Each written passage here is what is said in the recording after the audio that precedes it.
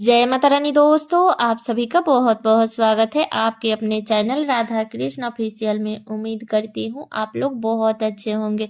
तो ये बताने के लिए कमेंट बॉक्स में जय श्री कृष्णा जरूर लिखिएगा। तो चलिए दोस्तों, आज हम इस वीडियो में पौष मास के 8वें अध्याय की कथा सुनेंगे।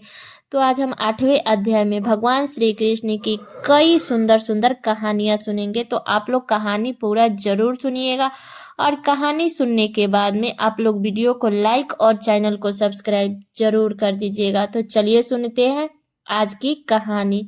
वृंदावन में एक वैद्य जी रहते थे। वह श्री कृष्ण भगवान के बड़े ही परम भक्त थे। उनको श्री कृष्ण पर अपार आस्था थी।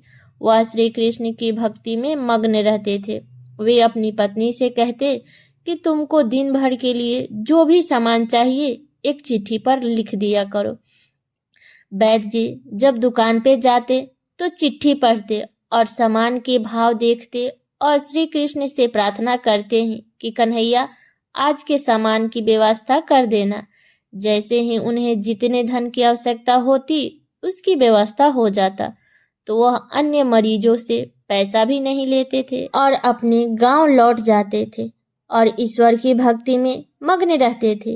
यही उनका हर दिन की दिनचर्या थी।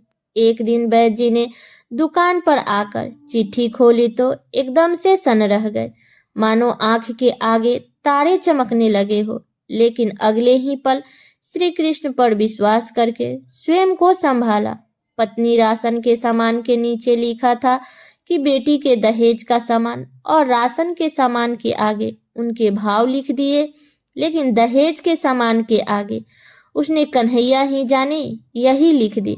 वैद्य जी ने मरीजों को उनकी बीमारी पूछकर दवा ही दे रहे थे कि इतने में एक बड़ी सी कार आकर उनकी दुकान के आगे रुकी। उनमें से एक सज्जन गाड़ी से निकला और उन्हें प्रणाम करके बेंच पर बैठ गया। बाकी के मरीज दवा लेकर चले गए तो वैद्य जी ने उस सज्जन को बुलाया और कहा कि आपको दवा लेनी है तो अपनी नाड़ी दिखानी पड़ेगी। वह सज्जन विनम्रता पूर्वक कहने लगे कि वैद्य जी, लगता है आपने मुझे नहीं पहचाना है। मैं आज से 15-16 साल पहले आपकी दुकान पे आया था। मैं इंग्लैंड में रहता हूँ। इंग्लैंड जाने से पहले ही मेरी शादी हो गई थी, लेकिन हमें बहुत सालों तक औलाद का सुख प्राप्त नहीं हुआ। हमने भारत और इंग्लैंड दोनों जगह इलाज करवाया, लेकिन कोई फायदा नहीं हुआ। फिर मुझे किसी ने आपके बारे में बताया तो आपने मुझे सतावना दी और कहा कि निराश नहीं होते, क्योंकि श्री कृष्ण के खजाने में किसी चीज का अभाव नहीं है। खुशी गमी जीवन मृत्यु सभी ईश्वर के हाथ में है। ईश्वर पर भरोसा रखो।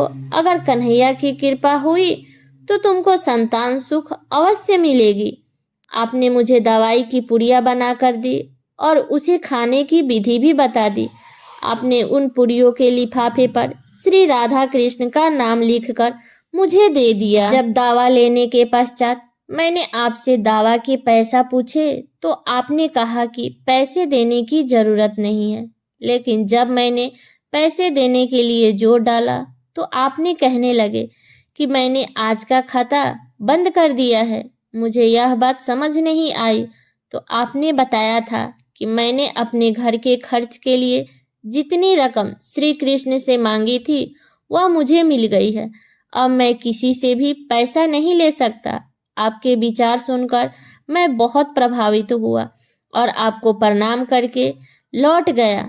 घर जाकर मैंने अपने पत्नी को सारी बातें बताई। तब वह कहने लगी कि वह वैद्य जी जरूर देवता पुरुष होंगे।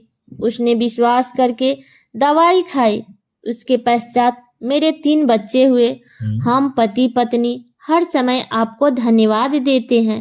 वैद्य जी, मैं तो पत्नी और बच्चे के साथ इंग्लैंड में ही रहता हूँ, जहाँ वृंदावन में एक विधवा बहन रहती है। मैं परिवार सहित अपने भांजी के शादी के लिए ही वृंदावन आया हूँ। अपनी भांजी के शादी के दहेज का सारा सामान का खर्च मैंने उठाया है।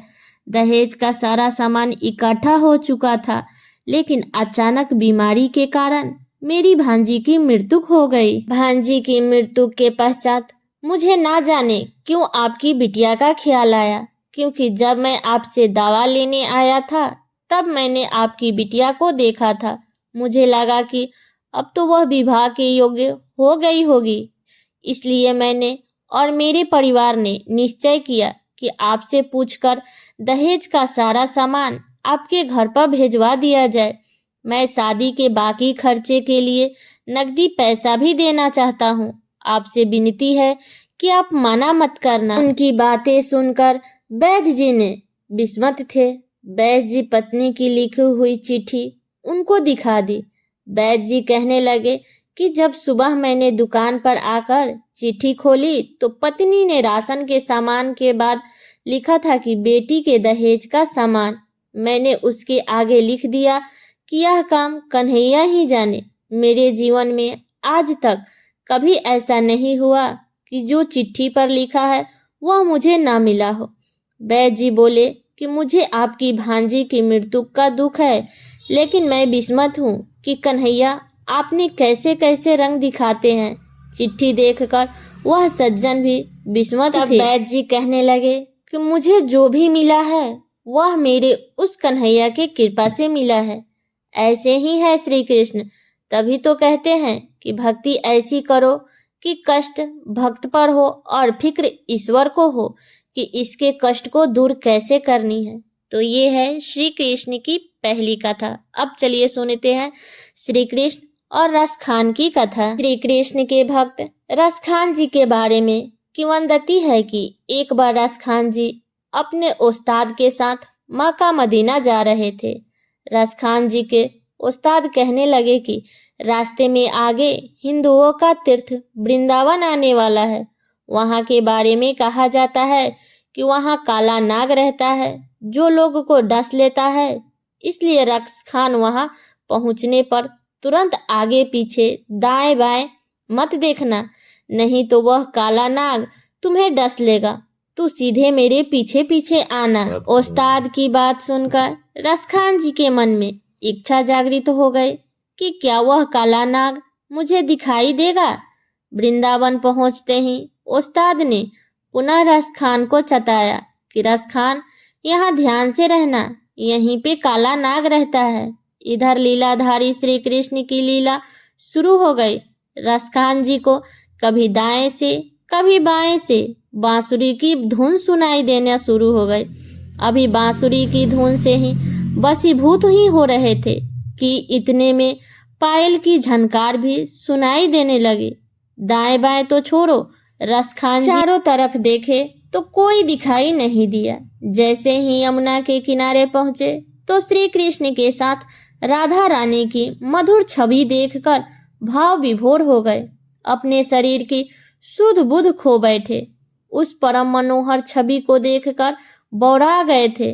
दर्शन देकर युगल जोड़ी को अंतर्धन हो गए, लेकिन रसखान जगह जगह उन्हें ढूंढ रहे थे। उस्ताद को जब थोड़ी दूर जाकर ध्यान आया कि रसखान तो पीछा ही रह गया। वहां से वापस लौटे तो रसखान जी की हालत देखकर समझ गए कि इसे काला नाग ने डस लिया है। रसखान जी की चेतना आई तो वो वहीं प्यारी युगल जोड़ी को चारों ओर ढूंढने लगे। सबसे पूछने लगे कि वह सांवला सलोना अपनी बेगम के साथ कहाँ रहता है। किसी भक्त ने उनको श्री कृष्ण के मंदिर का पता बता दिया, लेकिन दूसरे धर्म होने के कारण उनको मंदिर में प्रवेश नहीं मिला, तो वह भूखे प्यासे 3 दिन तक मंदिर के बाहर ही पड़े रहे। कहते हैं कि तीसरे दिन श्री कृष्ण स्वयं दूध भात का कटोरा लेकर स्वयं खिलाने आए। सुबह लोगों ने जब बिहारी जी के चांदी का कटोरा रसखान जी के पास देखा और उनके मुंह पर दूध भात लगा देखा तो रसखान जी के चरण रज को माथे से लगाने लगे। रसखान जी ने श्री कृष्ण की भक्ति में बहुत से पद लिखे। उनका श्री कृष्ण के भक्ति कवियों में विशेष स्थान है। श्री कृष्ण की भक्ति कथाएं पढ़ने वाले के मन में सम्मोहित कर लेती है। तो ये है श्री कृष्ण और रसखान की कहानी। अब चलिए श्री कृष्ण भगवान के और उनके भक्त की अगली कहानी सुनते हैं। एक सेठ बहुत ही कंजूस था, लेकिन श्री कृष्ण का अनन्य भक्त था। एक अवसर पर एक संत जी के प्रवचन सुनने जाता था। एक बार उसने संत जी से विनती की कि महाराज, कोई ऐसा उपाय बताइए कि मैं भगवान की और अपने इष्ट श्री कृष्ण की भरपूर सेवा कर सकूं, लेकिन मेरा एक भी रुपया खर्च न हो।